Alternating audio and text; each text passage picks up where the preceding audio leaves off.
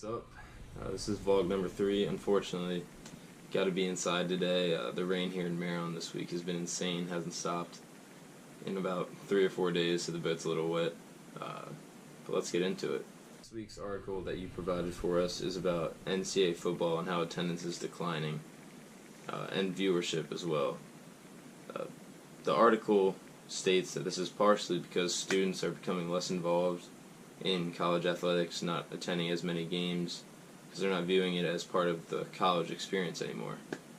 Personally, I disagree with that because I loved going to all the athletic games we had this year. Football in the fall, basketball in the winter, baseball in the spring. I was there for most of the games. I really enjoyed that. Now, is that just because I was a former athlete? I used to play. I respect the games that they play. Who knows? Maybe other students don't want to go see football games, basketball games, baseball games. Now back to basketball. Basketball being my favorite sport is also my favorite sport to watch on TV. That being said, for this week's article I chose to research the NCAA and how their viewing and attendance is increasing rather than decreasing. I'm sure a lot of people are wondering why NCAA basketball attendance and viewership is increasing while NCAA football is decreasing. I personally feel that NCAA basketball is increasing in viewership because of the March Madness tournaments they have at the end and how they get the fans involved as well. In the article, I've found a couple facts about March Madness and the NCAA basketball that I found interesting to me.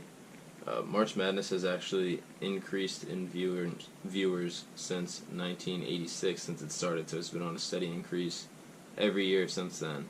While the article we've read this week saying that college football viewership is actually decreasing the past couple of years.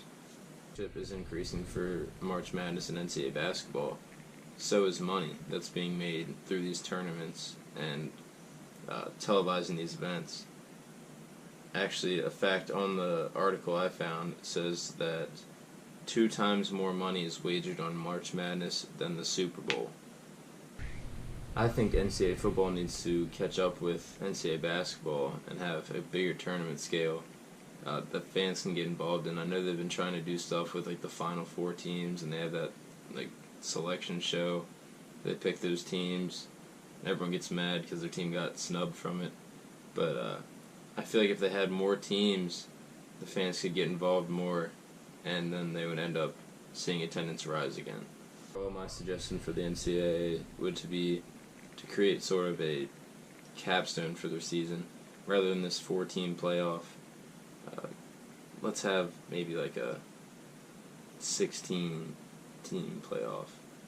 That way you can have more games on, you make more money with commercials, advertisements, all that. You'd sell more tickets to the games, which ultimately results in like food and drink and all that good stuff we learned about earlier in this semester. But I feel like they just need that capstone to grab people's attention, get the fans involved again, and to raise their attendance. Alright, that wraps it up for vlog number 3 on week number 3. I'll see you next time.